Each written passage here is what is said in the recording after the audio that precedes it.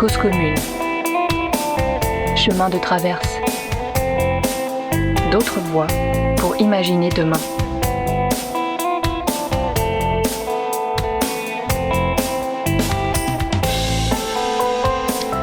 Bonsoir à toutes, bonsoir à tous. Ce soir, c'est le 26e épisode de Chemin de traverse, d'autres voies pour imaginer demain. Dans cette émission, Frédéric, Élise, Mehdi et moi-même, Julie, nous souhaitons vous proposer de belles rencontres et mettre en avant des parcours personnels et professionnels, des passions et des engagements. Ce soir, ici même, sur le plateau de la radio Cause commune, est assise en face de moi Sandra Rinflet. Bonsoir Sandra. Bonsoir Julie. Tu es partie à l'aventure, tu as écrit des livres, tu es devenue artiste, une artiste reconnue, avec différents modes d'expression artistique comme la photographie, la musique, l'écriture, et aussi avec des projets incroyables que l'on va découvrir. Alors ça c'est le petit portrait que j'ai fait de toi parce que je te découvre, donc tu vas nous raconter tout ça. Alors avant que notre discussion ne commence, je vous rappelle que nous sommes en direct sur Radio Cause Commune ce mercredi 9 avril 2025 et qu'il est 22h.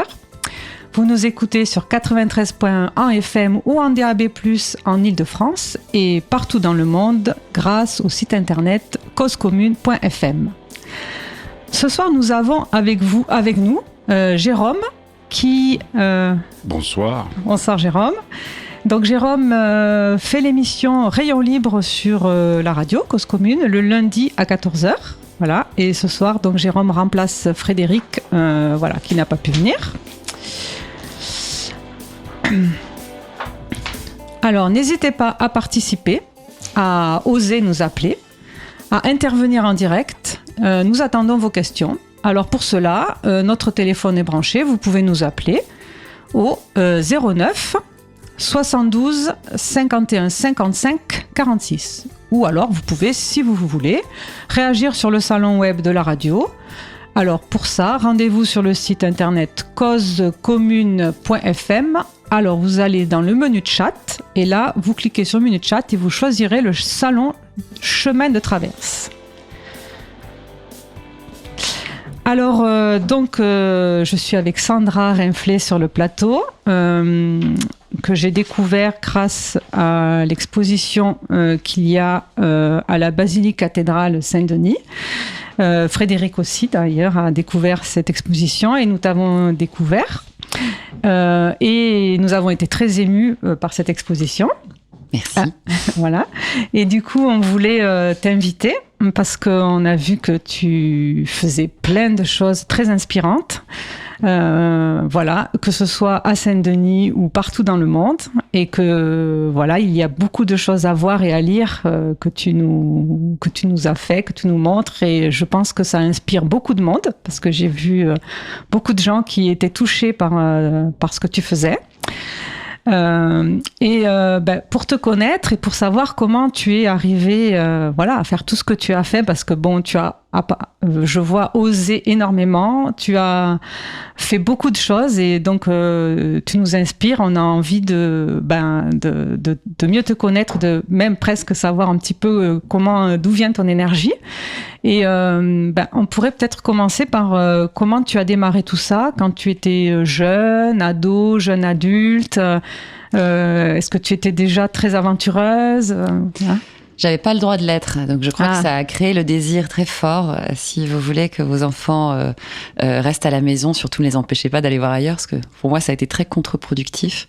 J'ai su toute petite, je disais que je serais plus tard chanteuse, photographe, voyageuse, écrivaine.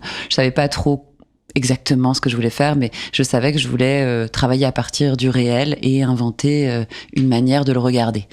Et ça, j'ai nourri ce rêve pendant des années. J'écrivais des petits romans dans des livres, je faisais des peintures, j'inventais des chansons dans mon jardin. J'avais pas le droit de sortir, j'avais des parents très inquiets de tout ce qui était l'extérieur.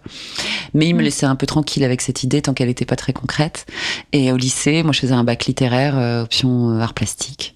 Et je voulais être inventeuse d'histoires vraies. C'est comme ça que j'avais essayé de résumer ça, qui est toujours écrit sur ma carte de visite aujourd'hui. Mais au lycée, on m'a dit d'accord, t'es gentil, mais en vrai, ça, c'est pas un métier. Il faut que tu choisisses un vrai métier, un métier stable, un métier sûr. Et on m'a fait rencontrer un conseiller d'orientation qui m'a fait faire plein de petits tests, qui m'a dit, vous aimez voyager, vous êtes plutôt à l'aise avec les lettres, les langues, faites une école de commerce. Et mes parents ont vraiment plus soyé à cette idée. Et je suis rentrée là-dedans sans trop me poser de questions, avec juste l'objectif du voyage, parce que moi je rêvais de voyager, je l'avais pas beaucoup fait plus jeune. Et en fait, je suis rentrée dans cette école. C'était sympa parce que c'était pas très compliqué, on peut le dire. C'était beaucoup la fête. Et sauf que j'avais un peu remis à plus tard qui j'étais et qui j'avais toujours été, c'est-à-dire quelqu'un qui avait besoin de créer pour. C'est ma place, quoi. Je sais pas trop faire autre chose. Tu avais 20 ans là ? J'avais de 18. Enfin, je suis rentrée après le bac. Ouais. Et à 20 ans, j'ai eu un accident de voiture que je remercie finalement, parce que ça a été un accélérateur, sans jeu de mots, mais je me suis rendu compte, en tout cas j'ai pris conscience qu'il y avait quand même un côté éphémère à la vie. Alors on le sait, ça peut paraître un peu bateau, mais on passe notre temps à faire comme sinon, et on est dans une société où de la projection, on te fait penser à la retraite quand t'as 20 ans. Voilà. Et du coup, il y a une sorte de déni là-dessus, et moi ça m'a éclaté vraiment à la figure. À 20 ans, je me suis dit, waouh, il est peut-être déjà trop tard pour faire ce que tu sais que tu veux faire. En plus, moi j'avais la chance, tout le monde n'a pas ça, d'avoir une vocation assez claire quand même si elle semble plurielle. En tout cas, pour moi, c'est la même chose en fait. Ça semble un peu bordélique de dire d'écrire, de faire des photos, des musiques, mais pour moi, c'est raconter une histoire en changeant la manière de la raconter, mais que ce soit un son, un mot, une image, ça reste une histoire. Et moi, ce qui m'intéresse, c'est l'histoire plutôt réelle. Voilà, et donc, donc, j'ai eu cet accident de voiture où je me suis dit, ah là là, qu'est-ce que je fous là ? Et ça m'a permis de pas me perdre trop longtemps dans un métier qui m'aurait pas vraiment convenu. Et c'est ce qui a fait que je suis partie pour la première fois. J'ai terminé mon diplôme quand même. Ouais, mais je l'ai fait de façon un peu, votre émission, c'est Chemin de traverse, je l'ai fait en diagonale. Je suis partie aux Philippines, où là-bas, j'ai travaillé dans une prison pour enfants. Ensuite, j'ai travaillé dans l'associatif, j'ai fait mes stages dans l'associatif. Voilà, j'ai jamais travaillé dans le business, quoi. C'était vraiment pas mon truc. Mais alors pourquoi les Philippines ? Enfin, comment t'es arrivée là ?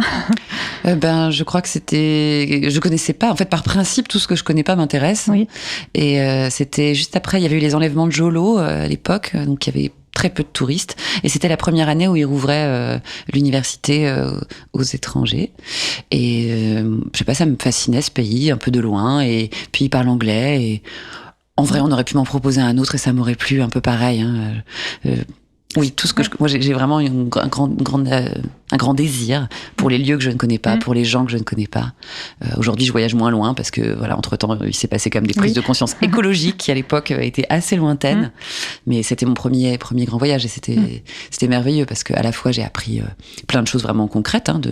J'ai pris des cours de journalisme, de créativité, de design. J'ai travaillé dans cette prison. En Philippines. Ouais. J'ai appris l'anglais aussi. Et j'ai découvert le voyage et ma grande passion pour ça, que j'avais senti même déjà très proche. Enfin, mon premier voyage, en vrai, j'étais quand même un peu plus jeune. Mes parents m'avaient emmenée en Angleterre et je faisais pas d'anglais, moi, je faisais de l'allemand. Et je suis arrivée là-bas et je ne comprenais rien. Et je me souviens de cette sensation grisante d'excitation absolue à ne pas comprendre où j'étais, à ne pas comprendre la langue. J'adore être perdue, moi. Donc j'adore débuter. C'est pour ça que j'adore aussi tous ces nouveaux médiums à chaque fois. Pas m'y connaître et adorer mettre les mains dedans. C'est la vraie aventure, la sortie de la zone de confort, la découverte. Et par rapport aux Philippines, une fois, une personne qui travaille à travers le monde depuis 20 ans m'a dit que les Philippines, c'est un des pays qu'il préférait. Parce qu'il trouvait que les gens étaient sympas, enfin voilà. Puis il y a 7000 îles, et chaque île est vraiment a une culture assez particulière. sympa. Je sais pas, c'est toujours un peu difficile de dire ça. Tout le monde est sympa quelque part. Oui. Mais c'est un pays magnifique en tout cas. C'est un pays passionnant qui est à la croisée, qui a été colonisé par l'Espagne. Donc c'est vraiment à la croisée de la Malaisie, de la Chine, de l'Espagne. C'est une histoire assez complexe de colonisation et des paysages magnifiques. Et oui. Je pourrais en parler longtemps, mais ça date un peu. Hein. Oui. J'avoue que c'est pas mon actu vraiment. Oui. Et, j'ai aussi une jeune qui m'a dit que quand elle est partie quelques mois à l'étranger, c'était tellement incroyable que c'était pas un voyage dans une vie, c'était toute une vie quoi que j'ai vécu quoi. C'est un énorme comment dire, je vais pas dire le mot dépaysement, mais c'est tellement différent. De nous. Oui, mais ça, on peut l'avoir juste à côté. Moi, depuis, je suis un peu revenue de ça. Hein, quand je fais des reportages dans des cités, dans des prisons, dans les campagnes françaises, c'est aussi des grands dépaysements. C'est pas... je pense qu'on n'est pas obligé d'aller très loin aujourd'hui pour être en terre inconnue. Quoi. Ouais. Oui, c'est bien de le dire. Mais j'ai quand même une petite addiction au voyage que je contiens désormais par conscience, mais c'est sûr qu'après ça, je me suis dit que je ne pouvais pas arrêter. Après ça, j'ai eu envie de voyager plus longtemps, plus loin, et j'ai fait un tour du monde. Voilà. Donc c'était quand même que le début. Oui, en plus, quand tu es parti de ce que j'ai compris, quand tu pars en voyage, de ce que j'ai compris, tu as quand même un projet. Toujours. Voilà. Ah oui, j'ai du mal avec le tourisme. Oui, du coup, ça rajoute à cette aventure, le fait, comme tu dis, c'est loin, mais ou pas loin, ça change pas grand-chose, mais il y a aussi l'histoire du projet qui fait que, aussi comme on va l'ailleurs quand même, parce que la culture étant différente, peut-être on découvre quand même des choses. Ça part toujours d'une idée. Le tour du monde, l'idée, c'était d'aller rencontrer des femmes du même âge que l'amie avec laquelle je voyageais, moi. On s'appelait 81 femmes. Oui. Donc, c'était des femmes nées en 1981 qui, malgré des contextes difficiles, contraints, réalisent leurs projets dans des domaines très variés. On a rencontré des sportifs de haut niveau, des femmes qui faisaient de la politique, des entrepreneuses, des artistes, des travailleuses sociales. Et elles avaient juste en commun le même âge. Et c'était chouette parce que ça nous faisait déjà un point de rencontre. Voilà, on était des femmes de 25 ans à une certaine époque, donc c'était il y a longtemps, ça, si vous calculez bien. Toi aussi, ton âge à toi. C'est mon âge à moi, exactement. J'ai 43 ans, je suis maintenant adulte, il faut en convenir. Et voilà, et on est parti 14 mois faire les portraits de ces femmes. Et c'était mon premier reportage, au fond. Et donc, tu es partie avec quelqu'un ? Avec une amie, oui, qui s'appelle Yuki, qui est franco-japonaise. Okay. Et à l'époque, c'est drôle parce que c'est elle qui faisait les photos. Moi, je faisais pas de photos. J'écrivais les textes, je faisais les interviews. On avait un site, on écrivait pour des journaux. Et elle s'occupait de la photographie et moi des textes. À l'époque, la photo m'intéressait pas du tout. Oui. et donc, du coup, tu as trouvé une personne qui avait un peu qui avait la même envie que toi. On était partis aux Philippines ensemble, voilà. C'est ça. En fait, voilà, on était ensemble étudiantes là-bas. On avait vu qu'on voyageait bien ensemble et c'est comme ça qu'on a eu envie de continuer. Oui, j'imagine, parce que surtout quand on a un projet, faut quand même avancer, faut quand même. Et donc tu as rencontré des femmes de ton âge, mais alors tu les avais déjà sélectionnées ? Ouais, on avait travaillé avant avec quelques associations ONG. Il y avait Amnesty International qui nous avait aidés, notamment des réseaux associatifs pour identifier des profils de femmes. Et puis en fait, au fil du voyage, on s'est assez vite rendu compte que ça ciblait un peu trop le même type de femmes. C'était des femmes qui étaient liées à ces réseaux internationaux, qui parlaient anglais. Enfin, on a un peu changé notre manière de les identifier au fil du temps, en se disant que peut-être il fallait aussi aller rencontrer des femmes un peu plus au hasard. Donc on en parlait tout le temps. On en parlait aux chauffeurs de bus, on en parlait dans la rue, ce qui nous amenait parfois sur des fausses pistes. C'était drôle, mais ça fait partie aussi du voyage. Et du coup, ça prenait plus de temps, mais c'était plus riche et plus varié, plus divers aussi. Oui, parce que finalement, tu avais 25 ans. Il faut quand même... donc, je sais pas comment ça s'est passé, parce qu'il faut quand même connaître les associations que tu as mentionnées. Il faut oser parler. C'est quand même... moi, je trouve que c'est quand même assez extraordinaire, à 25 ans, de se dire, on peut interviewer des femmes partout dans le monde, 81, vous les avez cherchées. Je trouve que c'est, à cet âge-là, c'est quand même assez énorme. On s'est pas trop posé la question. À l'époque, la question de la légitimité, je me la posais pas trop. Et heureusement, parce que on a quand même fait des interviews en espagnol alors qu'on n'en avait jamais fait ni l'une ni l'autre. On l'apprenait vraiment dans des bus. Mais enfin, c'est cette capacité, je trouve, que vous avez eue qui est extraordinaire. Enfin, aussi jeune de savoir qu'on peut faire ça, de savoir qu'on... Enfin, je sais pas comment vous avez trouvé les associations que vous avez contactées au démarrage. Comment ça s'est passé? Ça a pris beaucoup de préparation. Pendant 8 mois avant de partir, j'ai fait que ça. C'était vraiment un montage de projet. Oui. Je sais pas, on s'est pas posé la question pour le coup. Moi, c'était assez naturel. Oui, bien sûr. C'est parti d'une intuition. Moi, souvent, les projets partent comme ça. Je me dis, ce serait chouette, voilà, d'aller rencontrer des femmes du même âge, mais qui vivent des vies très différentes. Le livre qu'on a sorti après s'appelle Same, Same, but Different. Et c'est ça que ça dit. C'est-à-dire pareil, mais différentes. Elles sont pareilles dans le sens où on partage la même génération, mais très singulières. Et c'est aussi une manière de relativiser, d'ailleurs, qu'on entend beaucoup en Asie du Sud-Est, pour s'il y a des personnes qui nous écoutent, qui ont voyagé là-bas, c'est un peu une blague, cette phrase, parce que tu commandes, je sais pas, du poulet et on t'apporte du bœuf et on te dit, mais same, same, but different, tu vas manger pareil. T'as réservé un hôtel et c'est pas celui-là, on te fait same, same, but different. Tu dormiras dans un lit. Voilà, c'est une manière de relativiser et c'était un clin d'œil à ces femmes. Une des belles philosophies, finalement. En tout cas, quelque chose qui dit ne te prends pas la tête, tout va bien aller. Et alors, donc ça t'a pris, t'as dit 14 mois 14 mois. Et donc, tu as réussi à interviewer les 81 femmes, voilà, nées en 1981, c'était ça les chiffres, voilà. Et donc, tu as écrit ce livre qui a été publié. Oui, alors là, j'ai cru à ce moment-là que j'allais devenir écrivaine. Oui. Je me souviendrai toujours du jour de la sortie. Je m'étais dit, waouh, ça va être super. Il s'est rien passé du tout. Je suis rentrée dans une librairie, il n'y était pas. J'ai découvert le beau monde de l'édition qui est, un peu saturé. Finalement, ça a assez bien marché, pour un premier livre, mais voilà, moi je savais pas du tout que ça fonctionnait comme ça. Et donc là, je me suis demandé si mon conseiller d'orientation n'avait pas finalement un peu raison. Je me suis dit, mais de quoi tu vas vivre, ma chère? Voilà, et j'ai pensé à ces femmes. Ça a fait comme une forme de talisman, ces rencontres, où à chaque fois que c'était un peu difficile, parce qu'au tout début de ma carrière, donc quand j'avais 25 ans, quand je suis rentrée de ce voyage, 26, j'étais au RSA, quoi. Je savais pas, j'écrivais des livres, je faisais des chansons, mais je gagnais rien du tout. Et je me suis dit, tu peux pas, c'est normal, c'est des métiers qui se construisent, il faut poser des pierres, tu peux pas abandonner tout de suite. Regarde les femmes que tu viens de rencontrer, dont tu témoignes du parcours. Ce serait quand même un peu lâche de toi trouver un petit travail planqué pour pas oser faire ce que tu veux faire depuis que t'es môme. Et elles m'ont pas mal aidée à être patiente, à persévérer, à construire projet après projet.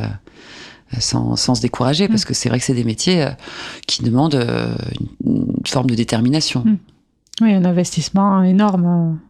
En tout cas, t'as pas un retour sur investissement de fou au début. Donc, faut le faire faut aimer le faire déjà. Là, c'est vraiment important, parce que si tu le fais en attendant quelque chose, tu peux, ça peut être décevant. Moi, j'essaie de pas trop me poser de questions à l'époque. Oui, et peut-être aussi, c'est pas facile, peut-être par exemple qu'il y a des jeunes autour de soi, je sais pas, qui eux gagnent entre guillemets bien leur vie, qui peuvent dépenser leur argent, et que toi, tu peux pas trop. Oui, mais ça te rend plus créatif.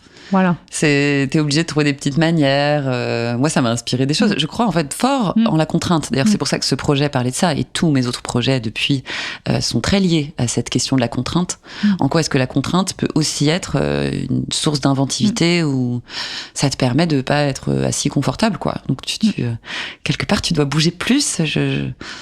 C'est bon. Après, je parle de ma place de blanche privilégiée française. Donc c'est quand même plus facile de dire ça, bien sûr. Mais pour avoir beaucoup parlé de ce sujet de la contrainte dans plein de contextes avec des personnes différentes qui vivent dans d'autres pays, c'est quand même quelque chose qui te bouscule et qui fait que quand tu y arrives, t'es d'autant plus fier. Et du coup, finalement, c'est comme une liberté, puisque tu t'es pas astreint à avoir un métier pour gagner de l'argent. T'as ces contraintes parce que tu t'es pas dit moi je peux pas faire ci, je peux pas faire ça. Donc t'as été créative avec tes contraintes, et finalement je trouve moi que c'est une liberté finalement que tu t'es pris par rapport au reste de la communauté, peut-être, qui eux suivent un chemin plutôt plus facile, ou qui sont pour eux peut-être, voilà. Oui. Je sais pas trop quoi répondre à ça. C'est pas. Oui, parce que je suis pas très inquiète. Voilà, il faut aussi se connaître. Ce genre de métier-là, tout le monde peut pas les faire. Il y a une insécurité qui est toujours là. Aujourd'hui, je gagne ma vie avec mon travail. J'ai une chance incroyable de faire quelque chose que j'aime et d'en vivre tout à fait convenablement. Mais ça reste des métiers précaires, dans le sens où on n'a pas une grande visibilité. Moi, je sais ce que je fais pendant 3 mois, 6 mois à peu près, jamais plus. Et déjà, c'est pas mal pour une autrice photographe. Et donc, il faut pas être inquiet, parce que sinon, t'es malheureux toute ta vie. Moi, l'insécurité me fait pas peur. C'est même l'inverse. Moi, je déteste prévoir.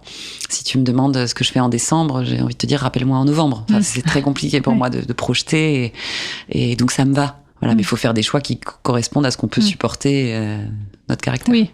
Et puis aussi, peut-être parfois on fait pas le choix parce qu'on se dit que c'est pas possible, parce que notre entourage nous dit ben non, tu peux pas être artiste, ou parce que tu vas pas survivre. Et quand on t'écoute, ben on peut aussi être inspiré de se dire, comme tu dis, ben il faut être patient, il faut construire ce que tu as dit, les briques, les bases, et pas trop écouter les peurs des autres, parce que ça c'est vraiment un truc. Moi je travaille beaucoup avec des jeunes. Le principal de mon travail, c'est l'action culturelle, des projets que je co-construis avec des gens qui sont un peu éloignés de la culture, des jeunes, des personnes des quartiers sensibles, etc. Et j'ai écrit notamment un spectacle, un moment, avec des jeunes dans l'Est de la France. Et sur ce thème des rêves, là, je leur demandais de monter sur le plateau et de jouer l'adulte qu'ils imaginent être dans 15 ans. Et il y en avait un qui était vraiment le plus turbulent, il était rigolo, mais vraiment, il parlait tout le temps. Il s'appelait Jules, il s'appelle Jules, s'il m'entend. Il avait 12 ans, il faisait du théâtre-école et il voulait être comédien. Et là, il monte sur scène avec un classeur et il parle pas pendant 1 minute 30. C'était la première fois que je l'entendais un peu silencieux. Et soudain, il se lève, il ferme le classeur et il dit « Je suis comptable. Je voulais être comédien, mais je suis comptable. C'est pas mal, puis il faut avoir les pieds sur terre. » Et là, je lui dis « D'accord, Jules, ça c'est l'avenir que tu imagines, que tu espères ou que tu crains ?» Il me dit « Bah ça c'est ce qui va se passer. Mon père, il est comptable, il dit que c'est bien. Et puis comédien, ça n'existe pas. » Je lui dis, bah, ton père a raison, il y a des gens qui trouvent ça super d'être comptable. En revanche, comédien, ça existe. C'est plus compliqué, c'est vrai, que peut-être d'autres métiers un peu plus ancrés, un peu plus dans lesquels tu peux plus te projeter sur le long terme, mais ça existe. Et si toi, à 12 ans, t'as tellement intégré la peur de ton père, en l'occurrence, mais la peur des autres, que tu t'oses déjà même plus y rêver, bah oui, c'est sûr, tu seras pas comédien. Voilà. Et ça, je trouve ça assez tragique, en fait. Les peurs qu'on nous fait porter, j'ai beaucoup vécu ça. On te dit, mais ça... Parce que les adultes autour de toi, ou tes amis, ou la société, veut te protéger, peut-être un peu se rassurer aussi sur le fait que ses choix, elle, étaient les bons. Oui, exactement. Le choix de se contraindre. Et voilà, il faut écouter, mais mettre à sa place ces avertissements-là, parce que c'est de la protection, mais c'est aussi de l'empêchement quand même. Et se dire, bon, j'entends, mais je vais désobéir avec joie. Et d'ailleurs, dans désobéir, il y a désir, si tu enlèves le milieu. Oui. Alors, il est 22h22. J'adore les heures miroirs. Est-ce que ça veut dire que quelqu'un pense à nous? 22h22, c'est vrai. C'est avec 11h11. C'est ma date de naissance, voilà. 11h11. Ah, waouh. Le 11h11, le 11 avril le 11 novembre. Ah oui, tu n'es pas très forte en moi. Non. Si, c'est le 11 novembre. Le 11-11. Exactement. Oui. Je suis très chiffre, tu vois, pour une littéraire. Oui, finalement.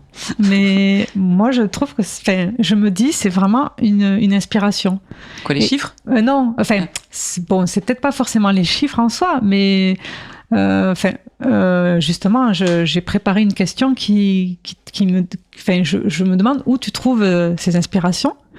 Et d'ailleurs, en t'écoutant, maintenant, peut-être que tu vas me dire si je comprends ou pas, mais tu dis que tu penses pas à ce qui va se passer en décembre. Tu dis que tu inventes avec la contrainte, mais peut-être que tu es vraiment dans l'instant présent, que tu regardes bien autour de toi, que tu analyses bien, que tu regardes, que tu l'intègres et que finalement tu te laisses inspirer en fait, et tu laisses peut-être ta créativité s'emparer de toi, et puis voilà, et puis ça sort. Je sais pas, je me dis que c'est un jeu souvent. C'est plus je conceptualise pas trop comme ça, mais par contre c'est souvent des jeux. Tu vois, les chiffres, c'est se donner une règle. Voilà, de toute façon, tout est un peu absurde dans le monde. Aujourd'hui, la réalité dépasse tellement toute fiction qu'on pourrait imaginer comment créer à partir de ça. Du coup, je crée des règles qui sont aussi absurdes que les autres, au fond. Hein. C'est se donner des chiffres. Voilà, c'était 81 femmes. C'est 33 tours. Tu vois, quand j'ai eu 33 ans, j'ai fait un... Voilà, j'ai décidé que... je te dis ça parce qu'on parlait du 11-11, mais voilà. Que tous les 11 du mois, de janvier à novembre, j'allais faire le tour de mes 33, donc le 33 tours, et j'allais faire une chanson par mois avec quelqu'un que je connais pas.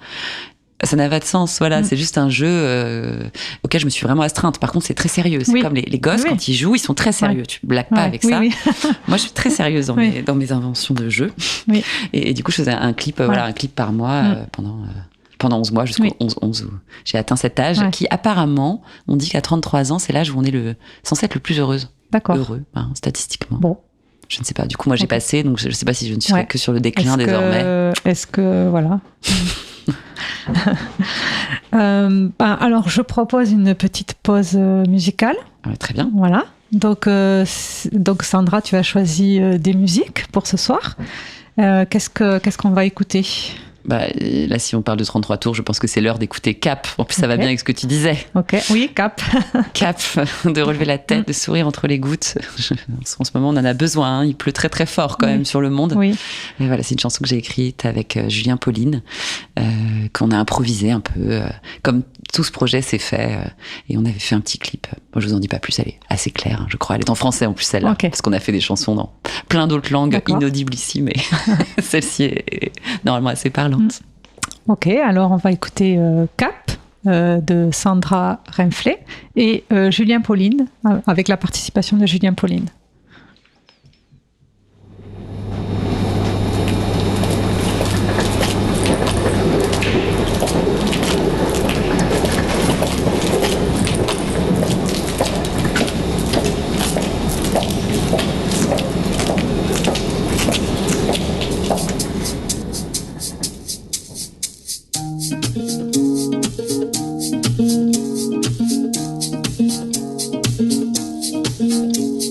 Viens, je t'emmène pique-niquer derrière des barrières de chantier, mater les vitrines boréales depuis la place de l'Étoile.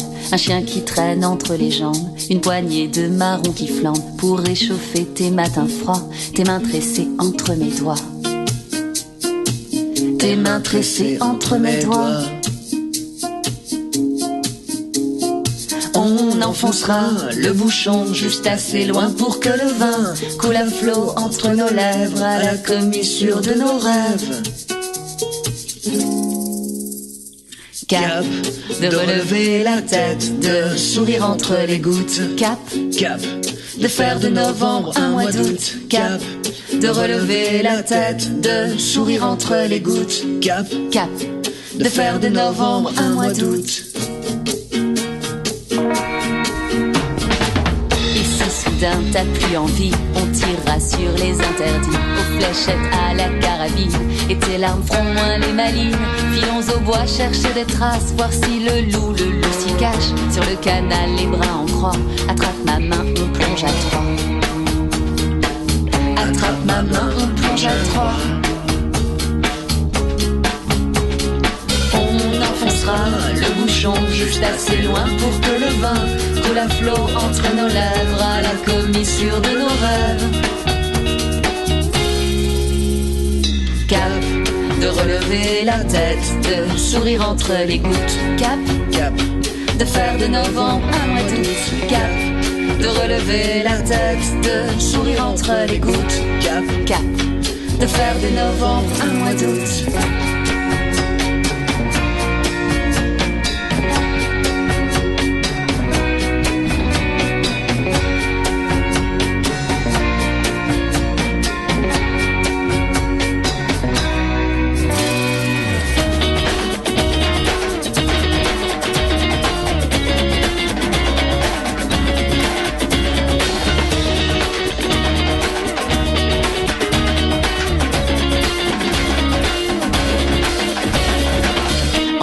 milieu de la nation, on lancera une révolution en rameutant des inconnus sur la place des pas perdus. Et si soudain t'as un peu peur, on jouera au derviche tourneur jusqu'à ce que le monde devienne flou, jusqu'à ma caresse sur ta joue, jusqu'à ma caresse sur ta joue. On enfoncera le bouchon juste assez loin pour que le vin coule à flot entre nos lèvres à la commissure de nos rêves. Cap, de relever la tête, de sourire entre les gouttes. Cap, de faire de novembre un mois d'août. Cap, de relever la tête, de sourire entre les gouttes. Cap, de faire de novembre un mois d'août. De relever la tête, de sourire entre les gouttes. De faire de novembre un mois d'août. De relever la tête, de sourire entre les gouttes. De faire de novembre un mois d'août. Cap, de faire de novembre un mois d'août. Cap, ouais, cap. De faire de novembre un mois d'août. Je pense qu'on voit qu'il y a de la fumée qui sort de la bouche. Moi aussi, moi ça se voit. Donc, derrière. Vous l'avez pas coupé. J'ai tout pris. C'est la fin du clip, c'est pour ça qu'il dit qu'il fait froid. On a tourné à ce clip en plein hiver, au mois de février, et il avait si froid, il saignait du bout des doigts. Oh. Donc, voilà, on vient d'écouter Cap de Sandra Rinflet avec Julien Pauline. Vous écoutez Chemin de traverse et donc je suis donc avec Sandra sur le plateau. N'hésitez pas à participer à notre conversation. Vous pouvez toujours nous téléphoner au 09 72 51 55 46. Nous vous accueillerons avec plaisir. Ou alors vous avez aussi le chat de l'émission sur le site internet cause-commune.fm, le menu chat. Alors, je reviens avec Sandra, donc on a passé une musique Cap qui fait partie d'une des musiques des 11 musiques que tu as fait, c'est ça, pour arriver à tes 33 ans, le 11 musiques pour 11 mois, pour arriver à ton anniversaire qui est en novembre, donc le mois 11, et pour avoir 33 ans, donc 33 tours le nom du projet, et aussi 33 tours, le 33 tours, voilà. Et donc là, tu as fait beaucoup de chansons, tu as été chanteuse, on va dire. C'était un peu la fin. Parce que quand j'étais petite, je disais que je serais chanteuse et j'ai commencé, on n'en a pas parlé parce que voilà, on va pas parler de tout ça, il y a beaucoup de choses qui sont un peu passées maintenant, mais j'ai commencé par être chanteuse et je m'appelais Marine Good Morning. C'était un nom que j'avais choisi quand j'avais... Good Morning. Ouais, maintenant je choisirais plus prénom, pour les raisons que vous devinez. Mais quand j'avais 6 ans... On peut revenir en arrière. Hein. Voilà. J'aimais bien ce prénom, je sais pas, et je voulais un nom anglais, je connaissais que ce mot Good Morning, donc je m'étais dit Good pour morning. ma carrière internationale, tu comprends, c'est bien. Et donc j'étais chanteuse en revenant du tour du monde. Je faisais des chansons, j'avais un groupe et c'était très drôle. Après, c'était aussi beaucoup de moments un peu d'échecs, quoi. J'ai des souvenirs vraiment de jouer dans des théâtres où on jouait une fois par semaine et puis à la fin, on recevait nos résultats. Il y a des minimums garantis dans les salles à Paris. D'accord. Et ils te disaient bravo, c'est le meilleur résultat de tous nos groupes. Et j'ouvrais le résultat, ça faisait 0. C'est quand même le seul métier où on te félicite de rien gagner. Ouais. On me disait oui, mais vous savez, c'est une vitrine. C'est un peu comme la visibilité, vous voyez, plus tard ça. Ouais. Et voilà. Et bon, au bout d'un moment, je me suis dit qu'il fallait que j'écoute un peu les signes et que sans doute, c'était pas ça ma voix. En tout cas, VOX et VOIE d'ailleurs. Et donc 33 tours, c'était un peu, c'était un projet que je faisais plus en groupe, que c'était des collaborations avec des gens que je ne connaissais pas avant. Donc c'était assez drôle. C'était voilà, c'est pareil, c'était un peu pour le jeu, l'absurde. Parfois, j'ai fait, je sais pas, j'ai chanté en géorgien, j'ai fait du rap en finlandais. Enfin, c'était voilà aussi prétexte à des nouvelles aventures, des nouvelles rencontres. Mais ces personnes, du coup, tu les connaissais de par, tu sais trouver des personnes en fait. C'est facile pour trouver des personnes, il y en a partout. Il suffit de pas avoir peur d'elles. Tu sais, moi, on m'a répété toute mon enfance, ne parle pas aux inconnus. Je me fais un point d'honneur à le faire absolument et tous les jours.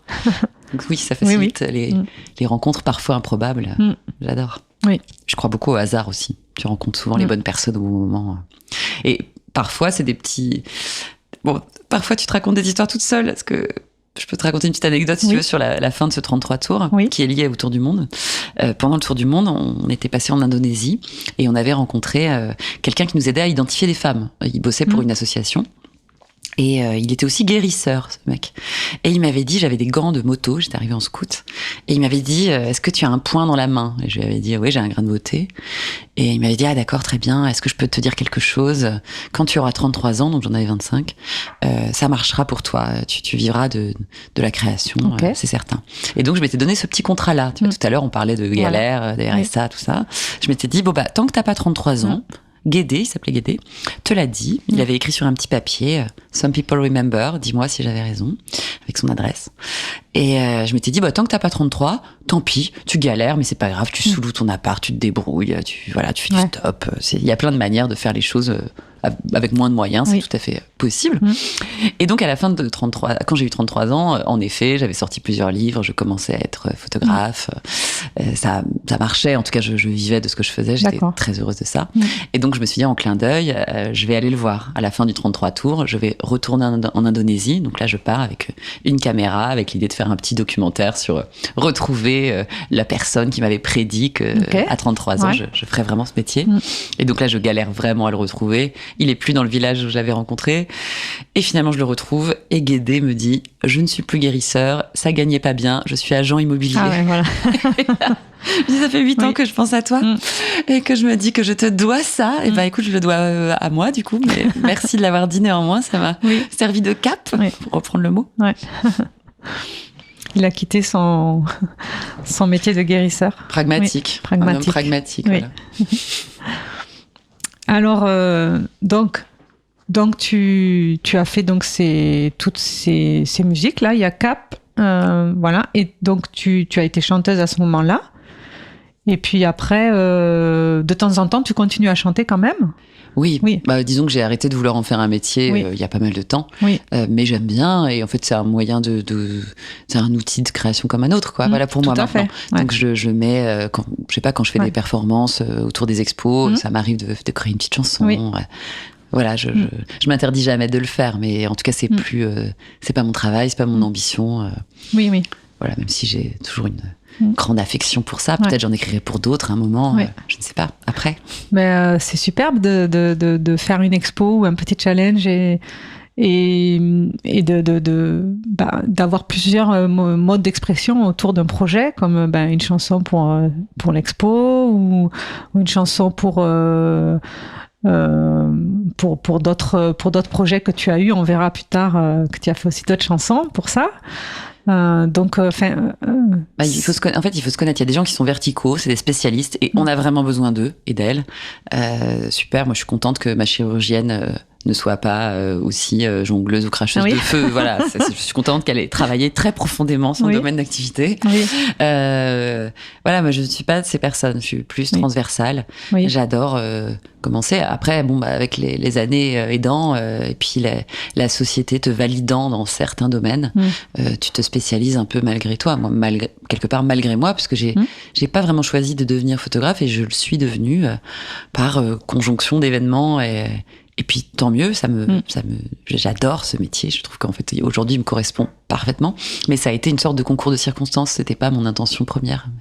Et donc au début tu as fait donc des projets, tu as voyagé, tu as chanté, tu as écrit des livres, voilà. Donc tu as commencé à écrire des livres avec ces 81 femmes, c'est ça? Oui.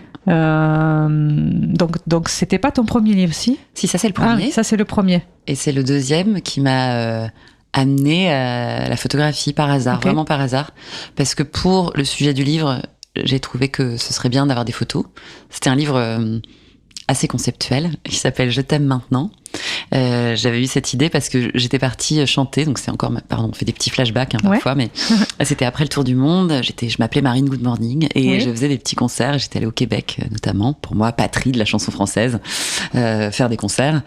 Et un jour, j'en avais fait un dans un petit bar où franchement le bruit de la tireuse à bière faisait plus de bruit que celui de mon ampli. mais c'était très sympa néanmoins. Et je rencontre quelqu'un qui vient m'écouter et qui à la fin me dit est-ce que tu veux qu'on aille boire un verre? Je dis ok. Et là on arrive à sa voiture qui s'est fait casser, enfin son pare-brise s'est fait défoncer pendant le concert, ce qui est quand même très rare à Montréal, qui est une ville plutôt tranquille. Et au lieu de s'énerver comme tout un chacun, il prend un bout de verre de son pare-brise, il me le met sur le doigt et il me dit tiens, je vais te faire une bague avec. Et tout était un peu comme ça, c'était un peu tu vois, la romance, quoi. Et je rentre en France, je raconte ça à mes amis qui me disent ah super, et alors tu vas le revoir? Et je dis bah non, je crois pas. Ah d'accord. Et donc pour elle, ça ne comptait plus. Je me suis dit, c'est dingue que parce que ça ne dure pas, ça compte plus. Moi, je crois qu'on est pétri de tous les moments d'amour qu'on a eu, pas seulement des histoires longues, peut-être des histoires d'enfance, voilà. Et je me suis beaucoup questionnée sur ce sujet-là, le rapport entre la valeur et la durée. Et une nuit, c'est souvent la nuit. Moi, je suis une insomniaque. Donc voilà, j'ai beaucoup d'idées la nuit. Et une nuit, je me réveille et je me dis ah ok, je suis pas sociologue, je vais pas faire un essai. Qu'est-ce que je peux faire? Qu'est-ce que je sais faire? Des expériences. Je vais faire une sorte d'expérience et je vais retrouver les 24 personnes que j'ai aimées depuis que je suis née, donc incluant des amours d'enfance, des amours non avoués. Je sais pas, l'acteur que j'aimais quand j'avais 6 ans. Des hommes, des femmes. À l'époque, je préférais les hommes. Depuis, un petit virage s'est opéré, mais voilà. Et donc, je raconte juste un chapitre, c'est juste 1 heure. J'isole un moment fort, gardé avec chaque personne, et je les retrouve aujourd'hui, et je les photographie à cette heure-là. Mais je ne savais pas faire de photos à l'époque. J'avais un petit appareil photo compact que j'aurais utilisé comme n'importe qui son téléphone. Mais par contre, il y avait le protocole qui était très strict. Il y avait toujours mes petites règles du jeu, qui étaient si le souvenir avec toi, c'est 3h du mat', on attend 3h du mat' et je fais ta photo à cette heure-là. Et je demandais à chaque personne de me raconter une autre heure avec une autre femme. Donc ce livre est pareil, très construit, très mathématique. Alors, il faut savoir que je suis nulle en maths. Il y a beaucoup de chiffres, mais je fais pas de compta, je suis nulle. Mais ce livre, c'est vraiment une page qui raconte 1 heure du souvenir avec une photo. Ensuite, 1 heure des retrouvailles avec la photo d'aujourd'hui. Et ensuite... Donc 1 heure que tu as passée à l'époque. À l'époque, un moment, je sais pas, je raconte le collège, 8h du mat', je vais rentrer au collège, je demande à Olivier s'il veut s'asseoir à côté de moi en anglais. D'accord. Il me dit c'est 10 francs. En l'occurrence, c'est vrai. Pour ce type, j'ai volé de l'argent dans le porte-monnaie de ma mère. Je vous le dis. Et ensuite, je retrouve cette personne, en l'occurrence là 17 ans plus tard, et je la photographie à 8h du matin. Et ensuite, je demande et toi, raconte-moi une autre heure avec une autre femme. D'accord. Puisque ces personnes avaient accepté d'être dans mon livre, donc d'être un ou une parmi 24. Moi, je me suis dit, moi aussi, je vais faire ce même travail, d'accepter, même s'il y a toute la légende amoureuse qui veut qu'on soit l'unique, la seule. Moi aussi, je sais bien que je suis une petite partie de l'histoire d'amour de toutes les personnes que j'ai rencontrées, fréquentées, ou même qui m'ont aimé tout seul. Voilà, parfois l'amour est aussi unilatéral et je crois qu'il compte quand même. Et pour ce livre, donc il y a 24 personnes, 24 chapitres, et j'ai retrouvé la plupart d'entre elles. J'en ai photographié 20. Il y a une personne qui m'a dit non, une personne qui est décédée, et 2 que j'ai pas retrouvées. Et parmi ces 2 personnes que j'ai pas retrouvées, il y a mon amoureux de primaire. Moi, en école primaire, et je lui dois beaucoup du coup. Il a pas fait exprès, mais voilà, ça m'a permis ça. Moi, j'étais la première de la classe, timide et moche, avec des lunettes. Je ne parlais pas, j'avais des bonnes notes et des collections de timbres. Et j'étais amoureuse de David, le cancre, très rigolo, qui m'impressionnait vachement, et qui était toujours puni, qui avait déjà redoublé. Voilà. Et un jour à la cantine, il vient me voir et il me donne un pins AXA Assurance en me disant c'est pour te dire que je t'aime et c'est parce que mon père y travaille. J'ai porté ça comme un bijou précieux pendant tout mon primaire. Ça me suffisait à sceller mon amour incroyable pour David. Et donc comme je l'ai pas retrouvé, je voulais aller photographier. Non, David. Ah, David. Le pins, je l'ai racheté en ligne. On retrouve tout aujourd'hui. J'ai voulu photographier le pins dans la cour de mon école primaire pour ce livre. Donc école qui est dans l'ouest de la France, à Saumur, qui s'appelait Jacques Prévert. Et donc j'y vais pendant les vacances scolaires, en me disant comme ça, il y aura personne. Et je la retrouve à l'abandon. Je le savais pas. C'est une ville qui a perdu beaucoup d'habitants, un gros taux de chômage, voilà. Et puis il y avait plus assez d'élèves. Enfin, l'école a été désertée. Et donc il y avait des arbres qui avaient percé le bitume de la cour d'école. Il y avait des vitres qui avaient été pétées. Ils avaient tapé le cuivre, donc il y avait les plafonds qui dégoulinaient. Il y avait des tags et en même temps des restes d'enfance, des restes d'art plastique. C'était hyper émouvant. C'est là que j'ai appris à écrire. J'étais autrice. Enfin, voilà. Et j'ai commencé à faire des photos, toujours en ne sachant pas en faire. documentaire de l'école. C'était très photogénique. Hein. Enfin, voilà, il y avait ces effets de lumière. Il y avait un sentiment d'ubiquité. On savait pas trop où on était, quand on était. Donc, j'ai pris des photos vraiment à l'instinct et écrit des petits textes comme des haïkus. Donc, c'est des tout petits textes. Par exemple, je vous parlais du plafond, le plafond qui dégouline. Le texte, c'était juste les Gaulois ne craignaient qu'une chose, que le ciel leur tombe sur la tête. Programme de CE1. Je parlais des toilettes à la turque dans lesquelles je savais jamais de quel sens fallait se mettre et je passais mon primaire avec les pieds mouillés. Enfin voilà, des petits histoires plutôt légères et qui faisaient comme si le présent n'était pas tel quel. J'essayais vraiment d'isoler le souvenir et du coup il y avait une décorrélation entre l'image un peu de désolation qu'on voyait et le souvenir que je racontais dans le texte. Et j'ai appelé ce projet Qui a tué Jacques Prévert, du nom de l'école. Et je l'ai envoyé à un concours de photographie qui s'appelle la Bourse du Talent, que j'ai obtenu avec une expo à la BNF. On m'a dit, tu devrais l'envoyer à un éditeur photo. Je l'ai envoyé à La Martinière, qui m'a dit, oui, d'accord, super, on adore. Et donc, j'ai sorti un livre photo, j'ai fait cette expo. Et quand j'avais des interviews, on me disait, mais alors, techniquement, vous travaillez comment? J'étais là, la technique, on s'en fout, non? J'étais là, bon, je ne sais rien faire en technique. Mais c'était une sorte d'aval du monde, quoi. On m'a dit, voilà, j'écrivais des livres qui étaient assez confidentiels. Je bossais 14 mois dessus et je gagnais un tiers de SMIC. Je me suis dit, bon, peut-être que c'est un moyen d'expression qui parle davantage. Peut-être que c'est une forme de destin, j'en sais rien. Et du coup, j'ai fait une école de photo après ce moment-là pour me sentir légitime ou au moins pas handicapée par la technique. Parce que là, j'avais tout fait à l'instinct, mais bon, la photo, faut quand même un peu savoir. Moi, je suis pas, et je ne serai jamais une grande technicienne, mais néanmoins, j'ai besoin de pouvoir donner vie à des idées sans être handicapée par la technique. Et donc, j'ai fait cette école de photo. Et donc, quelque part, cette idée de livre, ce pins, David, qui ne m'a pas répondu ou que je n'ai pas retrouvé, m'ont permis de devenir photographe. Et j'adore ça, cette idée de la vie un peu sinueuse, la vie à laquelle tu t'attends pas et qui t'amène au bon endroit. Oui. Parce qu'au départ, tu étais partie pour pour prendre la photo pour ton livre 24. Je t'aime maintenant. Voilà. Ouais. Donc pour voir le lieu de David et prendre une photo. Et puis c'est cette école qui t'a fait faire ce nouveau projet, parce que c'est vrai que c'est assez incroyable cette école avec les arbres qui poussent à travers le bitume, à l'abandon, et avec aussi tout un tas de souvenirs. C'est ça qui t'a fait faire ce livre, qui t'a donné, qui t'a fait exprimer tout ça à travers ce livre Jacques Prévert. Qui a tué Jacques Prévert. Oui, c'était la déviation. Voilà, quoi. c'était voilà. Ok. Et voilà. Et donc là, à partir de là, tu as édité ce livre à La Martinière, c'est ça? Voilà. Ok. Il est plus disponible malheureusement. Oui. Les livres ont parfois une durée de vie assez courte, mais c'était un grand tournant. Et depuis, je fais de la photo et j'ai trouvé vraiment mon médium. Enfin, je sens que je suis vraiment alignée avec ça. Ça permet de pas être seule, parce que l'écriture c'est quand même un travail de longue haleine et très solitaire. Okay. Et ça me manquait, ça, par rapport à la musique. J'avais arrêté la musique, plus ou moins, mais la musique, ce que j'adorais, c'était le live, le travail avec les musiciens, sentir tout de suite dans l'œil du public s'il se passe quelque chose ou pas. Le livre, tu l'écris seul, tu n'es pas dans le lit des gens qui le lisent, la plupart du temps, ça peut arriver, mais occasionnellement. Et donc, c'est vraiment quelque chose qui se partage pas beaucoup, ou par ricochet, mais en tout cas pas en direct. Oui. Et la photo, il y a quelque chose de plus ludique, de plus partagé, surtout dans la photo que je pratique moi, qui est quand même une photo documentaire et sociale. Donc je travaille avec des gens.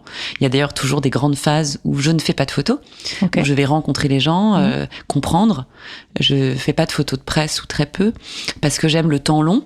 J'aime les projets qui se déroulent sur plusieurs semaines, voire plus, pour avoir le temps de d'abord comprendre le sujet. J'arrive rarement avec une idée fixe, et ensuite on invente ensemble. Mais ça m'arrive de passer 4 mois à ne pas faire de photos, à juste préparer les sujets, à ce que les gens me fassent confiance, parce que quand c'est des publics sensibles, on vient pas voler leur image comme ça. Moi, je suis très contre la photo volée.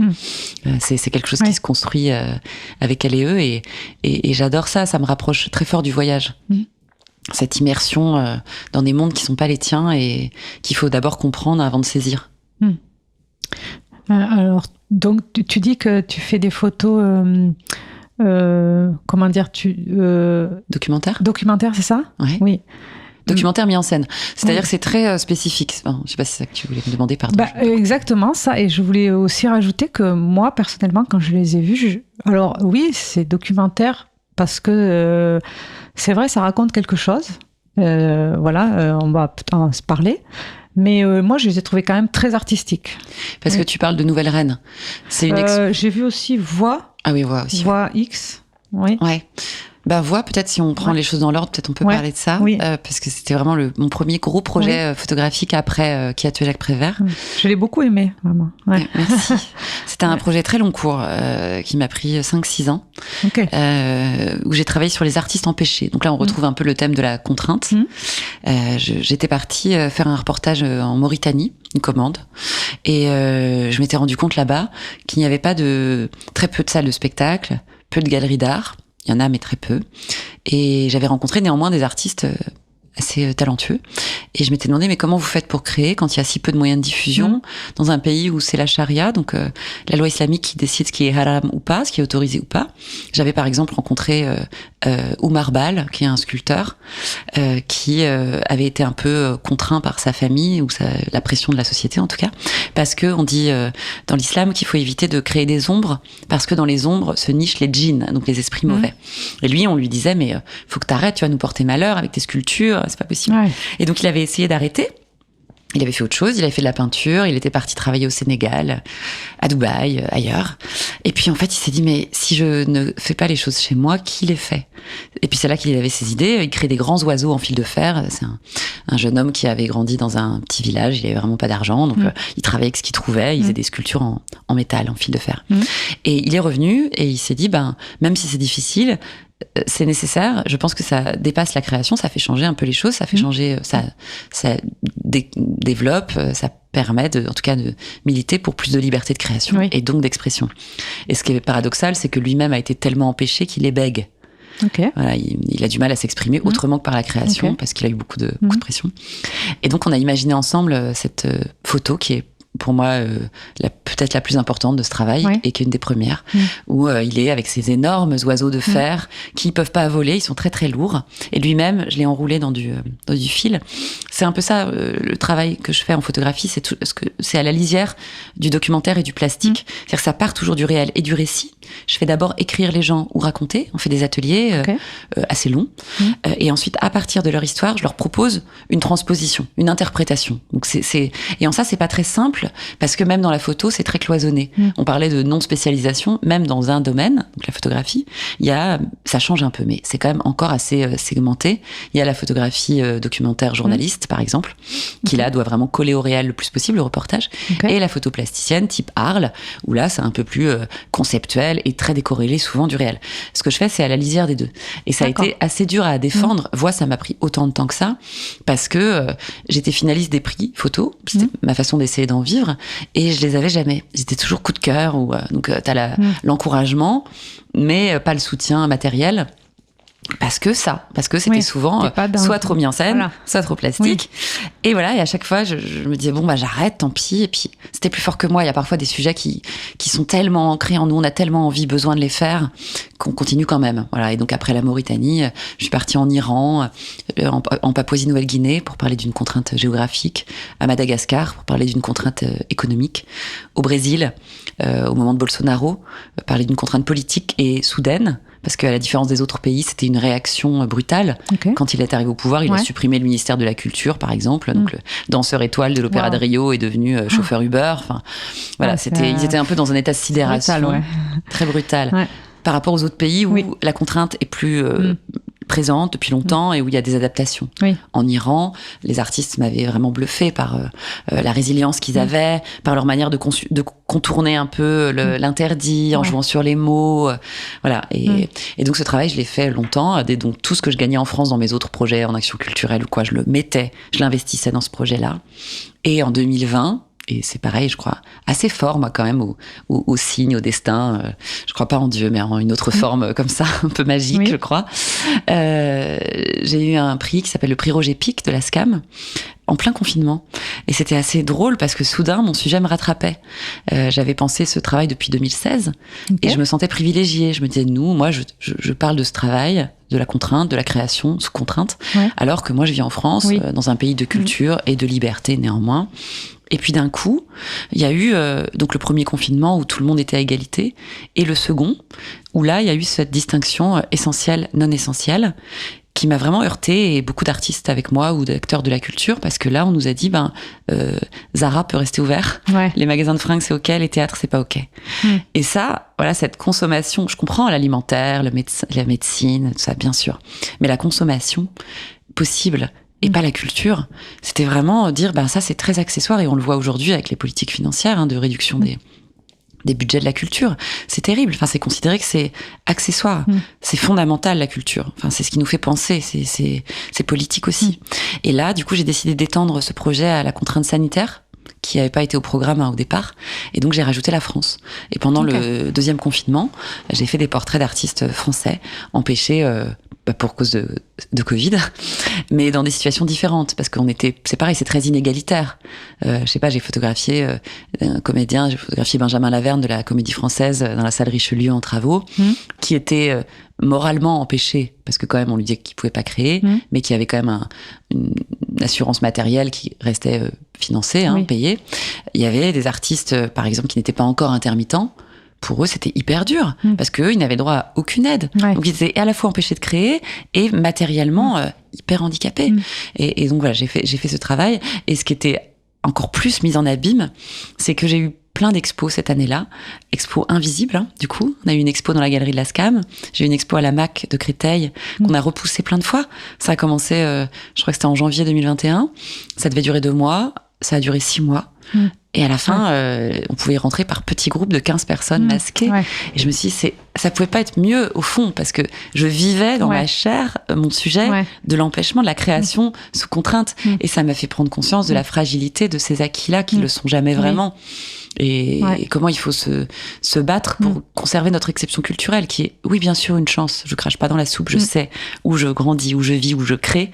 On a de la chance, mais ça peut partir d'un claquement de doigts. Enfin, on le voit bien, là, ce qui s'est passé avec... je sais pas, la suppression du pass culture du jour au lendemain, qui est arrêté l'accès à la culture pour des collégiens, pour des scolaires qui ont des projets menés par des profs. C'est la part collective qui a été gelée, c'est-à-dire les projets menés par des profs, l'éducation populaire, l'éducation à l'image, l'éducation au théâtre, au spectacle vivant. C'est grave, c'est pas secondaire, quoi. C'est ce qui forme les adultes d'après, c'est ce qui forme leur pensée par l'imaginaire, par la beauté, quoi. C'est fondamental. Et je pense qu'on a un grand rôle à jouer. Et ce projet, mais très cher, je continue à le faire un peu tourner. Là, il va être exposé à Bourges en juin-juillet. Ça, on parle du projet Voix X. Ouais, voix. Donc c'est voix avec la double orthographe. D'accord. Voix E, voix X. Oui, je sais pas comment on le prononce. Voix. À l'oral, c'est dur à dire. Mais c'est ça, c'est pour jouer sur à la fois la voix, la vocation. Avec le chemin, la voix, et la voix qu'on fait entendre ou ne fait pas entendre, ou avec un volume très bas, parce que voilà, on est dans un contexte où c'est difficile de monter le son, quoi. Oui, donc tu fais encore vivre ce projet par des expositions. Ouais. Il a été exposé aussi dans les pays concernés. Ça, pour moi, c'était assez important de pouvoir le présenter là où il a été fait. Je l'ai exposé en Mauritanie et à Madagascar. Alors, ça n'a pas été possible partout. En Papouasie, il n'y a carrément pas de salle d'exposition. Enfin, les peintres vendent leurs toiles sur les parkings de supermarchés. T'achètes ton coca et à la fin, tu peux acheter un tableau. Moi, j'avais j'avais rencontré l'ambassadeur de France en lui disant, voilà, j'ai ce projet, est-ce que vous savez où je pourrais l'exposer? Il m'avait dit, mais reviens sur la plage le premier dimanche du mois. Je lui ai dit, mais attends, je vais pas revenir, je vais pas faire 10 000 kilomètres avec mes photos sous le bras pour les vendre sur la plage. Enfin, et c'est tragique pour eux, parce que l'art, c'est de la décoration. Enfin, c'est pareil pour la musique. Enfin, là-bas, j'avais rencontré Buruka Tao, qui est un des plus grands pianistes de Papouasie, qui est décédé depuis, malheureusement. Et lui jouait dans un hall d'hôtel pour hommes d'affaires, parce qu'il n'y a pas de touristes là-bas, donc c'est que des hommes d'affaires qui viennent exploiter les sols, en gros. Et lui, on lui demandait de faire des reprises dans l'hôtel, donc il jouait les Beatles, il jouait pas ses compos, il les faisait sur Internet. Internet a changé beaucoup de choses pour ces artistes, pour diffuser leur travail. Et du coup, la photo que j'ai prise de lui, c'est un stade de foot, pour te montrer par exemple la transposition. Il me raconte ça, qu'il n'a pas vraiment de lieu de diffusion de sa musique. Et du coup, j'ai vu un stade de foot dont les marches étaient blanches. Et ça m'a rappelé un clavier de piano amputé des touches noires. Ok. Et donc, je l'ai photographié dans ce stade avec son clavier devant. Et on dirait qu'il est dans une sorte de clavier géant qui a pas les dièses, quoi. Voilà, comme s'il lui manquait la moitié de son instrument. Ok. Et donc, depuis 2021, 22. Avec Jacques Prévert. Ah non, ça c'était avant. Ça, c'était en 2014, ça date. Mes voix, j'ai fait ça de 2016 à 2021, 22. Ouais. Donc oui, voilà. Donc tu continues aujourd'hui beaucoup de la photographie. Ouais. Ouais, alors j'ai la chance maintenant d'avoir de plus en plus de commandes. C'est ce qui est bien dans ce métier, c'est que par rapport à la chanson, tu vois, la chanson, t'es vite vieille chanteuse. Photographe, t'es longtemps jeune photographe, puis grande photographe, c'est bien. Passe pas trop par la case vieille. Ce qui est terrible d'ailleurs, hein, pour les femmes, voilà, tous les métiers qui sont liés au physique sont tellement jugés, tellement durs de vieillir. Voilà, la photographie, l'écriture, c'est des métiers dans lesquels on a plus de liberté, on est moins jugé. Au moins là-dessus, sur l'apparence, c'est une forme de liberté un peu plus grande.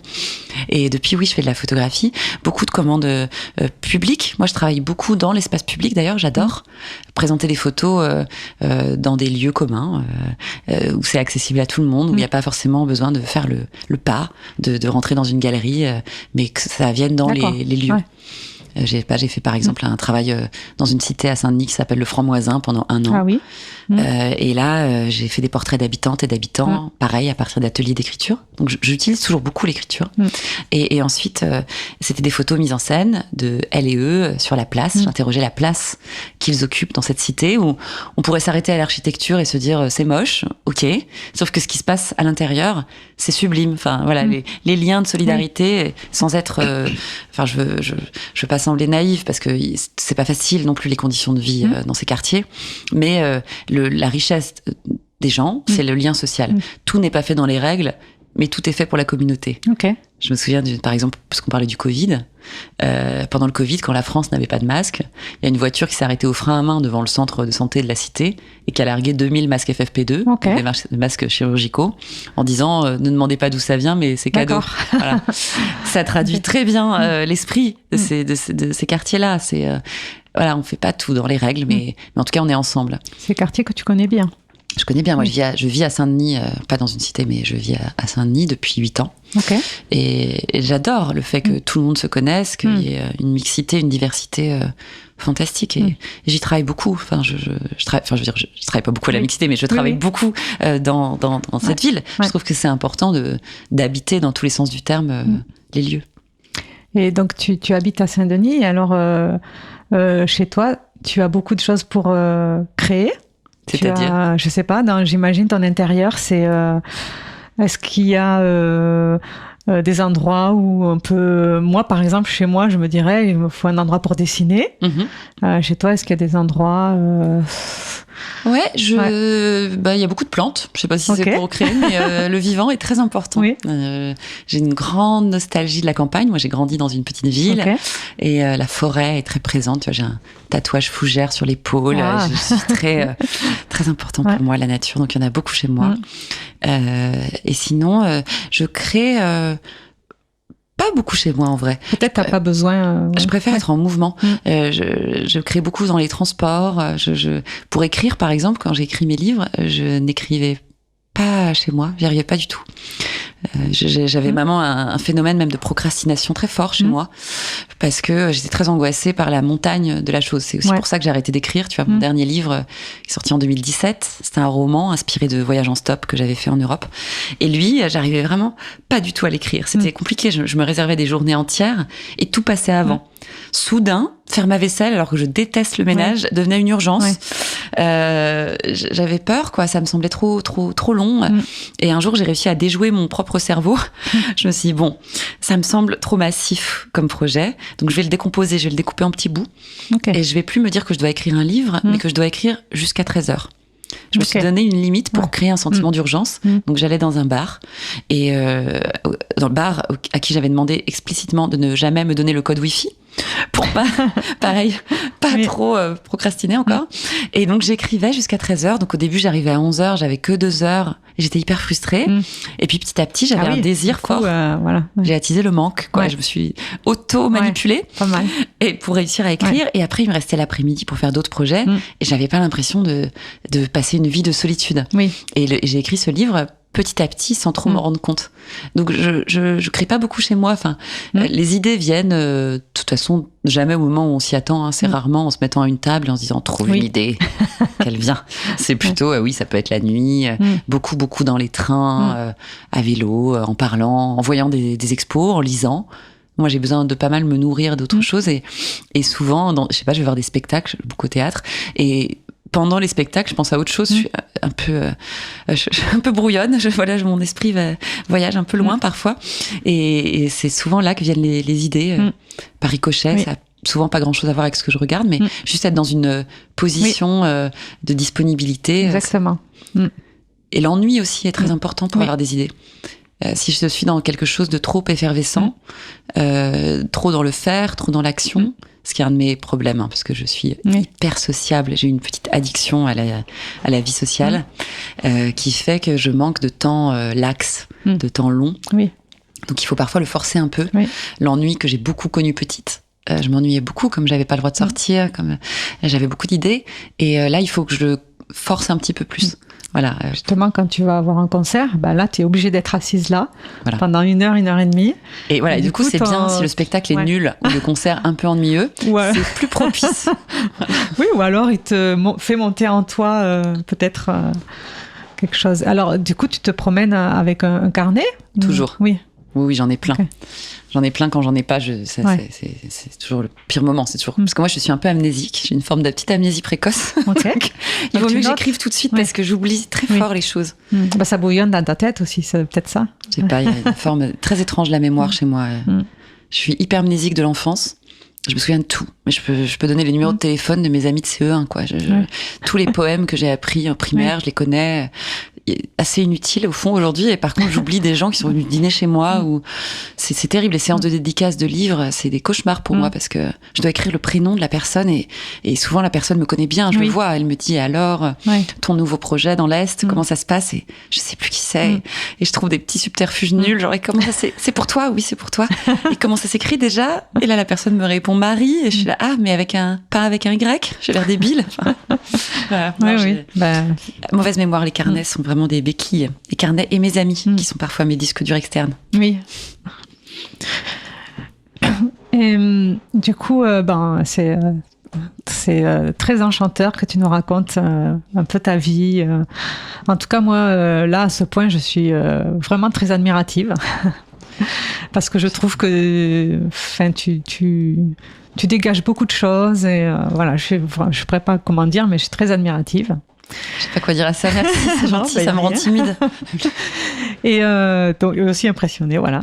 Et donc, alors, qu'est-ce que tu en dis si on passe la musique maintenant de l'expo du moment, et qu'après on en parle, parce que là ça fait longtemps qu'on parle sans musique. Je suis bavarde. Et comme on veut quand même, non, mais moi je veux que tu parles. Et du coup on passe la musique donc prévue pour ça, et après on en parle. Ouais, okay. Super. Alors, donc c'est Madame Majesté. Madame Majesté, donc par Sandra Renflet. Alors je l'ai coécrite cette chanson. C'est pas que de moi cette chanson. C'est composé par Fanny, et écrit en partie par Fanny de Montmarin, que j'avais rencontrée pendant 33 tours. Tu vois, la vie, il y a quand même des fils qui se tissent. Voilà, je l'ai coécrite avec Fanny, dont je vous parlerai après. Donc Madame Majesté, on se retrouve dans 3 minutes. Belle soirée à l'écoute de Cause Commune, la voix des possibles.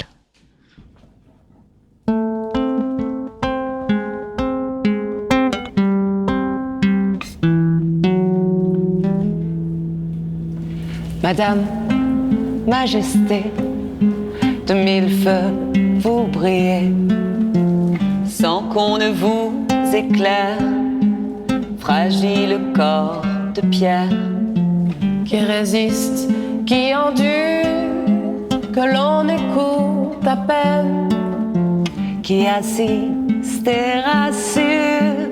Ne seriez-vous pas reine pour surmonter, madame, des pensées acouphènes, comme collés à votre âme, tous les mots qu'ils assènent.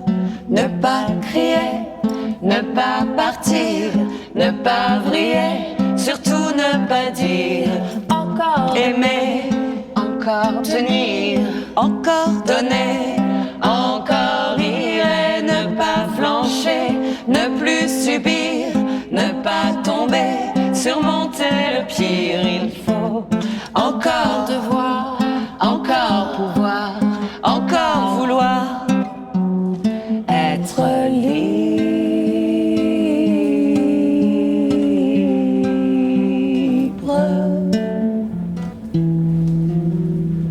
Ma reine, vous gouvernez, couronne à fleurs de peur, comme d'autres l'ont fait, dans l'ombre et la pudeur, armée de vos sourires qui transportent vos larmes, qui bâtissent un empire, importé à la rame, à coups de trop de coups, à main nue au combat. Vous tenez droit debout, défiez-les, ne pas crier, ne pas partir, ne pas vriller, surtout ne pas dire encore aimer, encore tenir, encore donner, encore rire et ne pas flancher, ne plus subir, ne pas tomber, surmonter le pire. Il faut encore devoir, encore pouvoir, encore vouloir être libre.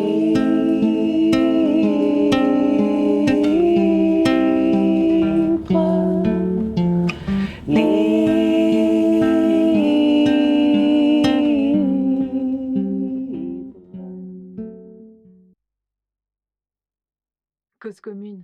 93.1. Nous venons d'entendre Madame Majesté. Vous écoutez l'émission Chemin de traverse. Je suis avec Sandra Rinflet, inventeuse d'histoires vraies. N'hésitez pas à participer à notre conversation. Vous avez jusqu'à 23h25, on va dire. Vous pouvez nous téléphoner au 09 72 51 55 46 ou alors aller sur le site de causecommune.fm dans le menu chat et chatter sur le salon Chemin de traverse. Alors nous venons donc d'écouter la musique, la chanson Madame Majesté. Donc tu me dis qui est sortie la semaine dernière, c'est ça? Ah ouais, elle est toute nouvelle. Je l'ai coécrite du coup avec donc Fanny de Montmarin et elle est interprétée par Fanny, Chloé Cassandre et on l'a coupée parce qu'en vrai elle dure 5 minutes 30. Elle n'est pas du tout radio-éditable. Oui. Et dedans il y a aussi Isabelle Joly qui est une comédienne qui dit un petit texte dans la suite de la chanson que peut-être vous écouterez en ligne si vous avez la curiosité de la découvrir dans sa version longue. Et c'est une chanson que on a créée pour le 8 mars, donc pour la Journée internationale des droits de la femme, des femmes, mettons-le au pluriel, autour de l'exposition que je présente à la Basilique Saint-Denis, qui s'appelle Nouvelle Reine. Donc Madame Majesté, c'était un clin d'œil au titre de l'exposition. On a créé une petite performance autour de ça, dans laquelle il y avait cette chanson qu'on a du coup extraite et qu'on a enregistrée pour en garder une petite trace. Parce que le 8 mars, c'était un contexte très tendu, très compliqué, donc on n'a pas pu ouvrir au grand public comme on le souhaitait. D'accord. La basilique, c'était sur invitation uniquement et en jauge réduite. Enfin, on était 160 maximum, alors que au départ, on l'avait pensé de façon un peu plus ouverte, mais le contexte était un peu compliqué. Je sais pas si on en parle. Oui. Si, c'était quoi le contexte, le 8 mars 2025? Oui, c'était tout récent. Je vous raconte l'histoire de l'expo peut-être. En gros, c'est donc une exposition que j'ai commencée en 2023, qui s'appelle Nouvelle Reine. Donc j'ai eu l'idée de photographier les vitraux de la basilique Saint-Denis qui représentent les reines de France, puisqu'il y a 32 reines historiques de France qui ont été enterrées là. J'ai photographié ces vitraux et je les ai projetés sur les corps de femmes de Saint-Denis et d'Aubervilliers, qui sont pour moi les nouvelles reines, dans le sens où elles ont vécu des violences, elles vivent avec des affections longue durée, enfin elles ont eu des parcours compliqués, on retrouve un peu ce thème de la contrainte. Et elles se sont battues, elles ont relevé la tête, elles mènent plein de projets, c'est des femmes remarquables. Et donc je me suis dit, ce serait magique de, par l'image, créer une rencontre entre ces reines de l'histoire et ces reines d'aujourd'hui dans leur diversité et tout ça. Et donc j'avais commencé ce travail pour un festival qui s'appelle Photoclimat à Paris en 2023, septembre 2023. Ça a été exposé place de la Bastille pour partie. J'avais fait 10 portraits avec une association formidable qui s'appelle Icambéré, qui est à Saint-Denis et qui accompagne des femmes qui vivent avec le VIH et autres affections longue durée. Icambéré. Okay. Et à la fin de cette expo, je m'étais dit, c'est super, mais j'aimerais en faire 32, pas 10. 32 comme le nombre de reines. Oui. Travailler avec d'autres profils de femmes pour parler de des profils variés que je rencontre dans cette ville donc dans laquelle je vis. Et j'ai contacté donc les monuments nationaux, le centre des monuments nationaux, la ville de Saint-Denis, la DRAC, pour essayer de monter le projet, parce que sur ce genre d'idées, il faut vraiment pas mal de soutien et ça prend du temps. Donc ça m'a pris 1 an de monter le projet et il a été accepté. J'ai eu beaucoup de chance d'être soutenue par ces institutions. Et on a créé une installation dans la basilique Saint-Denis. Pour moi, hyper émouvante. On a créé des meubles avec Photoclimat sur mesure en bois qui rappellent la forme des vitraux. Ça a vraiment été pensé pour le monument. Et on a tendu les toiles des photographies des femmes qui sont rétroéclairées à la manière des vitraux. Okay. Et c'est hyper beau parce que c'est dans le monument qui accueille souvent des expositions dans la crypte. Et ça se passait très bien, c'était exposé depuis septembre 2024.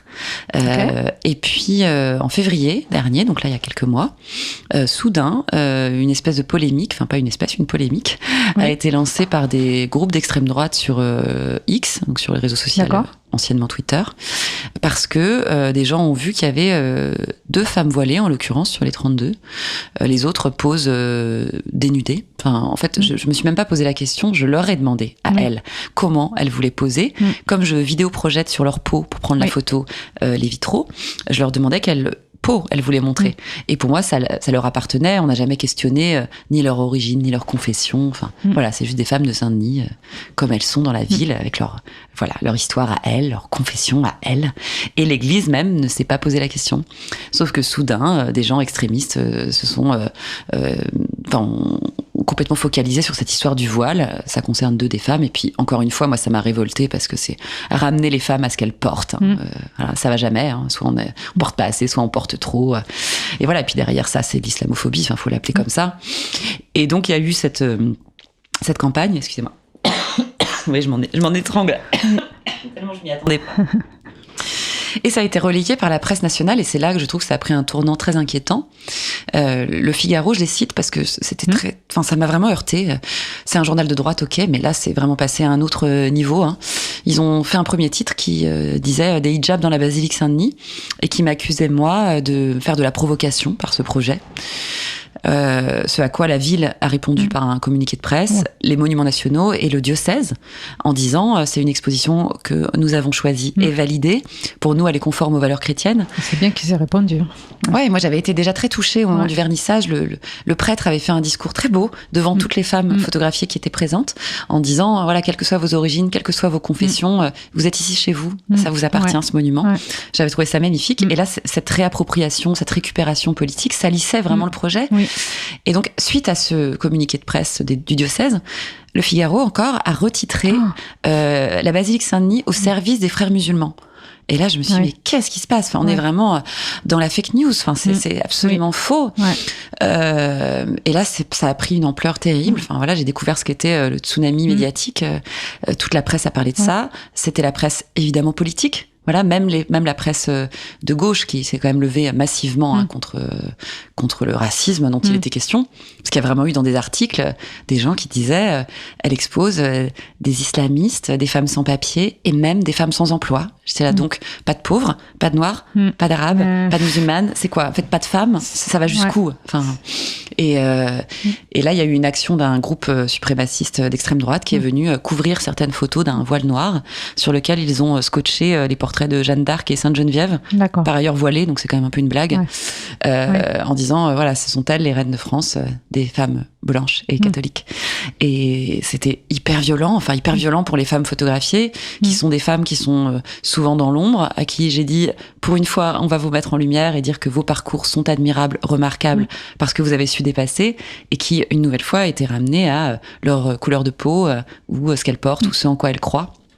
Et j'ai été très soutenue, je peux pas, voilà, je dois remercier quand même au passage toutes les institutions qui ont été qui ont levé les boucliers avant moi pour me défendre, et la presse aussi majoritaire, mais ces journaux-là, qui sont quand même des journaux qui étaient censés être sérieux, ou l'étaient avant en tout cas, ont vraiment vrillé, quoi. Ils ont fait un 3e article, encore eux, après cette action qui est pénale, c'est-à-dire que moi j'ai porté plainte, ils ont fait de la garde à vue, voilà, c'est pénal, et je l'ai écrit il y a pas longtemps sur Instagram notamment, mais il faut le répéter, c'est important, c'est le racisme, c'est pas une opinion, c'est un délit, c'est interdit, c'est pénal, voilà.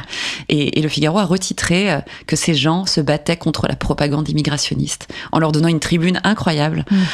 Et je me suis dit que c'était vraiment grave ce qui se passait. Enfin, cette libération de la parole fasciste, raciste aujourd'hui, homophobe. Moi, je suis lesbienne aujourd'hui, et le diocèse a reçu des messages disant comment avez-vous pu faire travailler une artiste homosexuelle revendiquée. Enfin, c'est chaud quand même. Voilà, si on n'est pas blanche, catholique, on n'a pas le droit à la parole. Enfin, c'est très inquiétant. Sans doute des gens le pensaient avant, mais osaient beaucoup moins le dire publiquement, voire l'écrire dans des médias nationaux. Enfin, c'était vraiment choquant pour moi. J'avais jamais ressenti dans ma chair le danger de ça, de cette extrême droitisation de la création, de la vie publique, de la vie politique. Et vraiment, il faut faire attention. Enfin, je veux dire, c'est la semaine dernière, donc j'allais à la médiathèque de quartier chez moi avec mes enfants, et la médiathécaire vient me voir et elle me dit vous êtes Sandra Hinfley, bonjour, je suis contente de vous voir. Je suis désolée de ce qui s'est passé autour de votre expo. Elle dit, moi, je voulais vous dire que la même semaine, c'était donc la semaine de défense des droits des femmes. Ils avaient fait une vitrine dans la médiathèque avec des livres inclusifs. Voilà, des livres féministes, des livres inclusifs. Et ils ont fait pareil, des groupes d'extrême droite ont fait des vidéos pour dénoncer l'endoctrinement des enfants. Et ils ont bombé la vitrine à la peinture pour dire que c'était pas possible. Et c'est vraiment ce retour en arrière, là, c'est terrifiant, en fait. C'est vraiment... et c'est dans tous les domaines. Voilà, moi, je l'ai expérimenté, mais bon, pour moi, ça reste mon travail. Pour ces femmes, c'est horrible. Enfin, c'est une négation de leur identité. On leur dit qu'elles ne sont pas françaises. Elles sont françaises. Voilà, elles n'ont pas la couleur de peau qui sied pour ces personnes. Mais c'est terrifiant, vraiment. C'est surtout, là, tu l'as vécu. On s'est servi de toi, je sais pas. Nous, on sait sûrement que ça existe, mais moi, je l'ai pas vécu. Et c'est vrai que il faut entendre quelqu'un parler comme toi pour dire que ça existe vraiment, parce que sinon, on fait semblant qu'on voit pas. C'est partout. Les médias relaient ça beaucoup. Enfin, moi, j'ai pas la télé. Je veux pas avoir la télé. C'est pas possible. Enfin, ça fait. Mais les personnes qui regardent beaucoup la télé, et les chaînes d'infos en continu en particulier, il y a une forme d'endoctrinement. Je veux dire, on ne parle que de problèmes d'immigration, que de problèmes d'insécurité. L'endoctrinement, comme tu dis. Terrible. Moi, je viens de faire un projet. J'étais en résidence dans le Grand Est pour un projet de création qui s'appelait Lieux communs, où je parlais de la disparition des services publics. Enfin, c'était pas mon sujet, mais je m'en suis vraiment tellement rendu compte que je pouvais pas parler vraiment d'autre chose. C'est une région qui est délaissée, c'est vrai, par les services publics. Il y a plus de transport en commun, il y a plus de gare, il y a plus d'école. L'hôpital n'est pas ouvert tous les jours. Tu choisis ton jour d'AVC, c'est pas le jeudi. Enfin, voilà. Et donc, ces gens se sentent abandonnés, évidemment. Et ils ont besoin de coupables. Pourquoi sont-ils abandonnés par les services publics ? C'est sans doute qu'il y a des gens qui profitent de ça. Et donc, ils ont totalement repris tout le champ lexical de l'extrême droite. Moi, quand j'ai dit là-bas que j'habitais à Saint-Denis, la première question qu'on m'a posée, c'est « ça va les Arabes ?» Je disais « ça dépend lesquels, qu'est-ce que tu veux dire ? Je sais pas. » Malika Amalodo, voilà. Et ils sont obsédés par ça, les questions d'insécurité, ils sont pas du tout concernés. Il y a très peu de personnes racisées dans cette région, par exemple, qui est les Vosges Sud. Presque pas, et ils ne parlent que de ça, que du problème de l'immigration, parce que les médias relaient ça sans cesse. Et c'est un vrai danger, et leur responsabilité est gigantesque là-dedans. Et je comprends ces personnes, dans le sens où c'est vrai qu'elles sont abandonnées par les services publics, mais ils se trompent de coupables. Oui, c'est les biais cognitifs qui sont mis en place par des manipulations.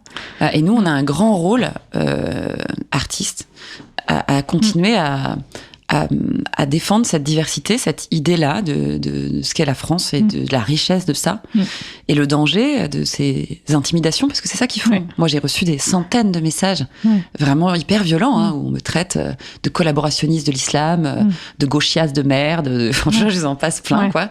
Et on me dit surtout, on se souviendra de toi le moment venu.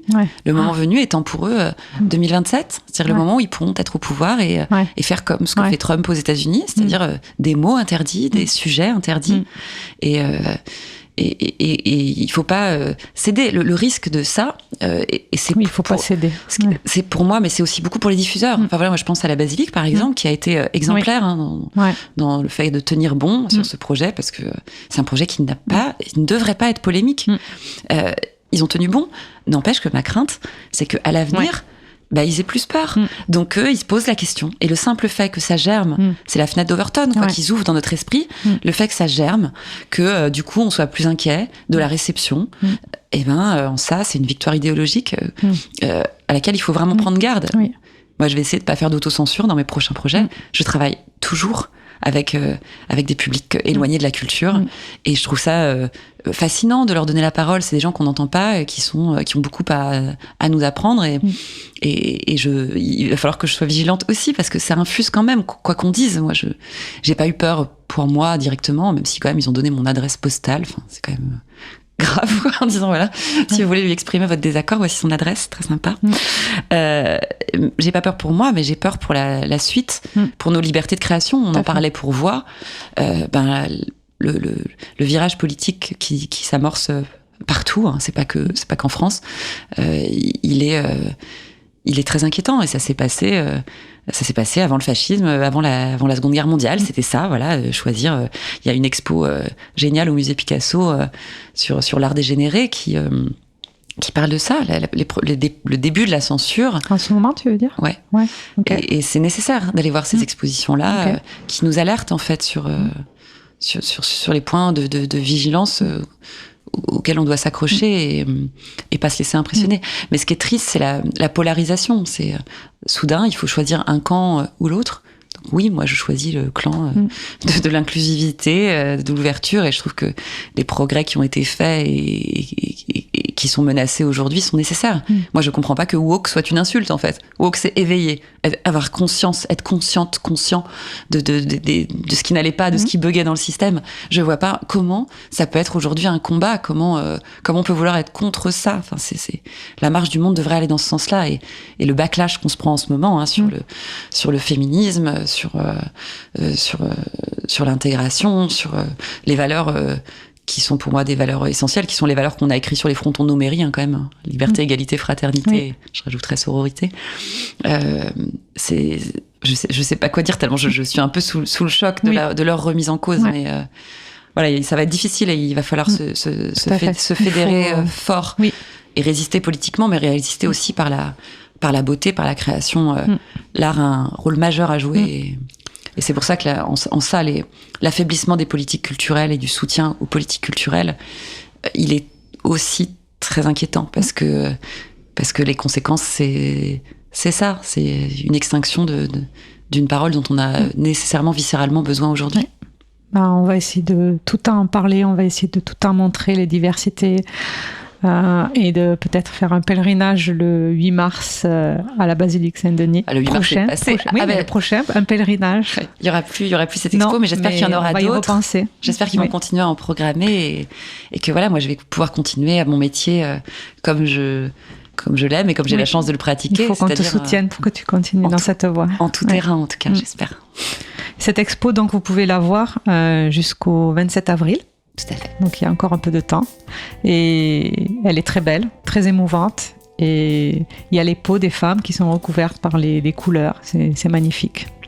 Merci beaucoup de cette invitation, de ce long temps de parole qui est assez rare. J'étais ravie de cette conversation avec vous. Merci beaucoup d'être venu, merci de t'être livré. On est très contents, et je suis très contente. Merci. À bientôt. Alors, vous entendez le générique, notre émission se termine. Donc, merci beaucoup Sandra Renflet pour ta participation à l'émission.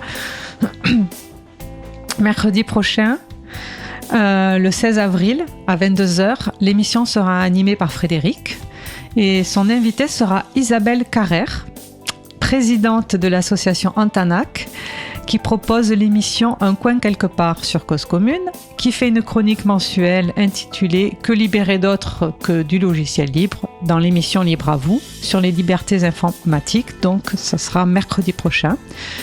Nous espérons que cette émission vous a touché et j'imagine bien que c'est le cas.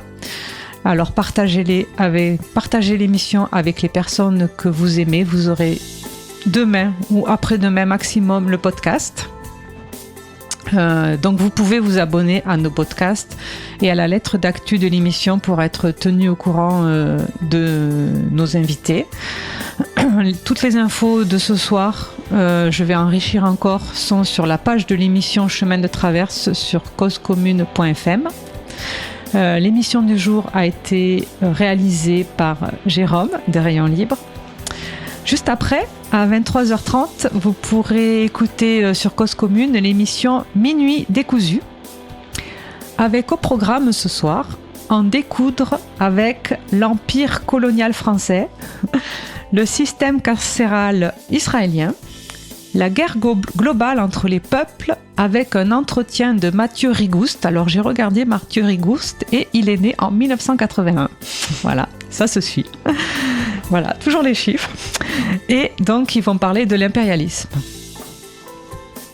Alors, on se donne rendez-vous mercredi prochain, le 16 avril à 22h. Salut et solidarité.